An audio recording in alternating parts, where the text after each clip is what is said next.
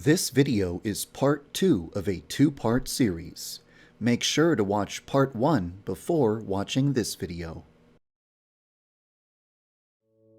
In the previous video, I described how the player could use emetic poison to sabotage someone's meal, which could damage their relationship with others or put them into a vulnerable situation.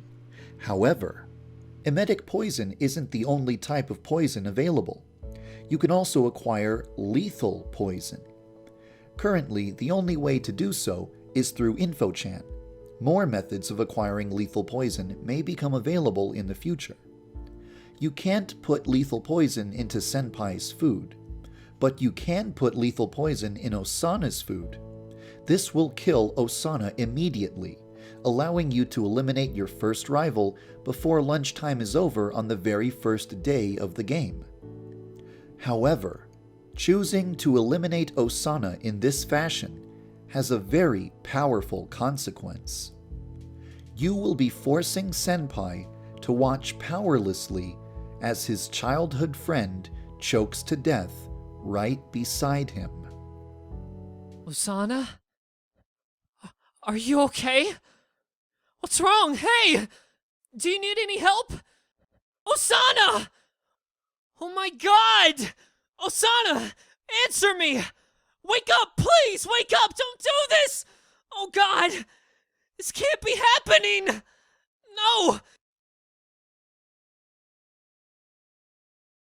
There is something that I don't think I've ever mentioned before in any of my videos. It's very important, but it just never came up until now. As you know, Yandere-chan has a sanity meter that goes down whenever she harms another person. However, Yandere-chan isn't the only character in the game with a sanity meter. Senpai also has a sanity meter. Senpai's sanity will take damage whenever he discovers something disturbing. Bloody weapons and pools of blood will deal a small amount of damage to Senpai's sanity. Discovering a corpse will deal a lot more damage. Learning that his best friend or sister are dead will also harm his sanity.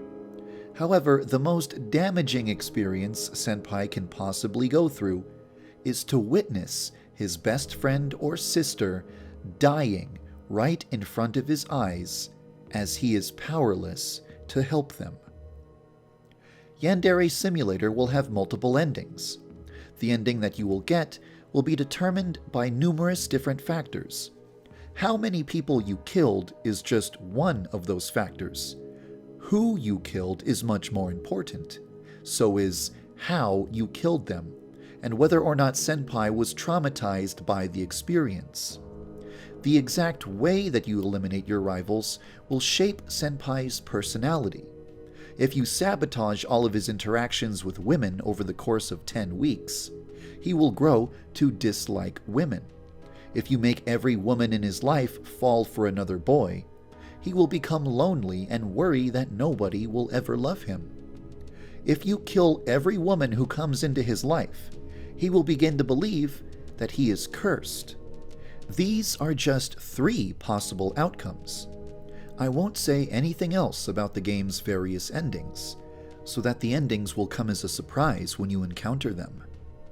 Senpai's sanity will have a lot of influence over the type of ending that you get after you have eliminated all of your rivals. If you subject Senpai to too many traumatic experiences over the course of the game and damage his sanity beyond a certain threshold, you won't get a pleasant ending at all. I wonder, what if Senpai was driven to the very edge of sanity, and then he learned that you were the one who forced him to watch his sister die? What would he do?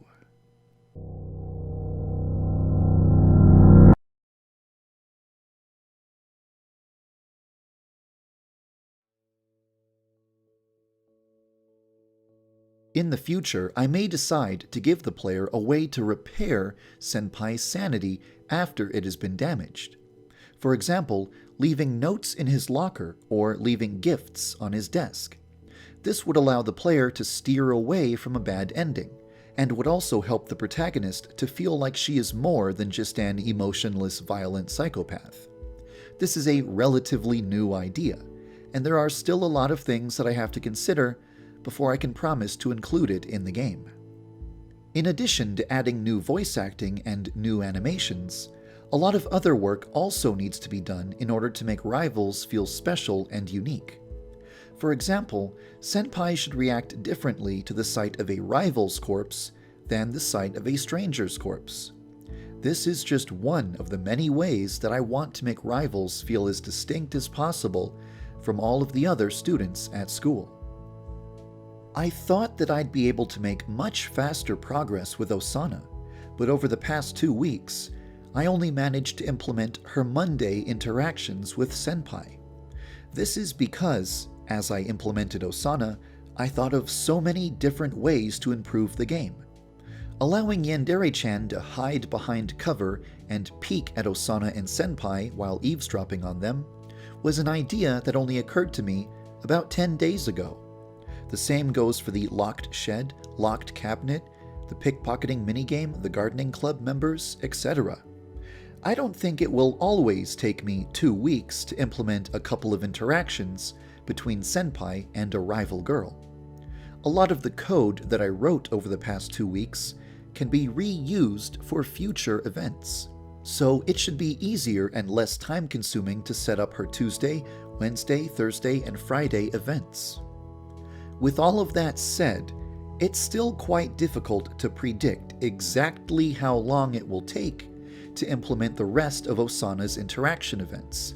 Her befriend betray storyline, her confession cutscene, her matchmaking suitor, a routine that guarantees she will never be alone, and all of the polish required to make her feel special and different from all the other students, and all of the other things that I may be forgetting to mention.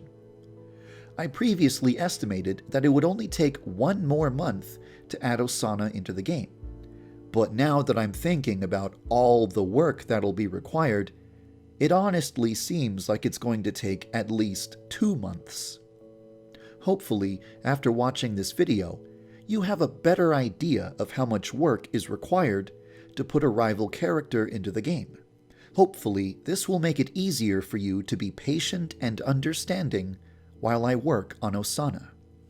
Today, I will be releasing a new build of the game that has a bunch of bug fixes, but no Osana. She's not ready yet. In previous builds of the game, I made it possible for the player to summon Osana by changing 1 line of text in a file outside of the game. Starting in this build, I'm not going to allow the player to summon Osana so easily. I don't really want anyone to see a buggy, half-finished Osana. I'm sure that somebody will manage to mod the game so that they can see Osana, but don't be surprised if she's a buggy mess at this point in time. It's quite rude to peek on a girl while she's getting ready. Baka! Now you're all caught up with everything that I've been working on over the past 2 weeks.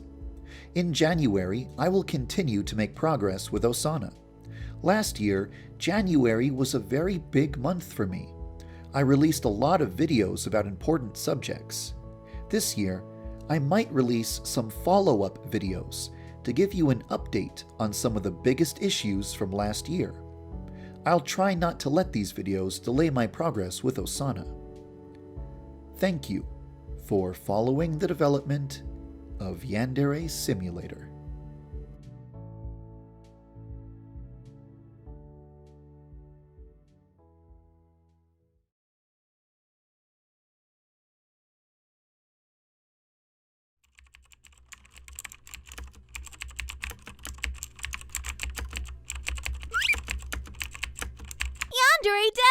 Yandere dev! What is it this time, Midori? You said the gardening shed was locked, But there's no lock on the door.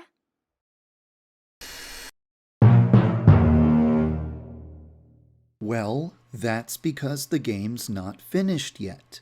I don't have all the 3D models that I need. So for now, you just have to pretend that there's a lock on the door, okay? But why don't you just...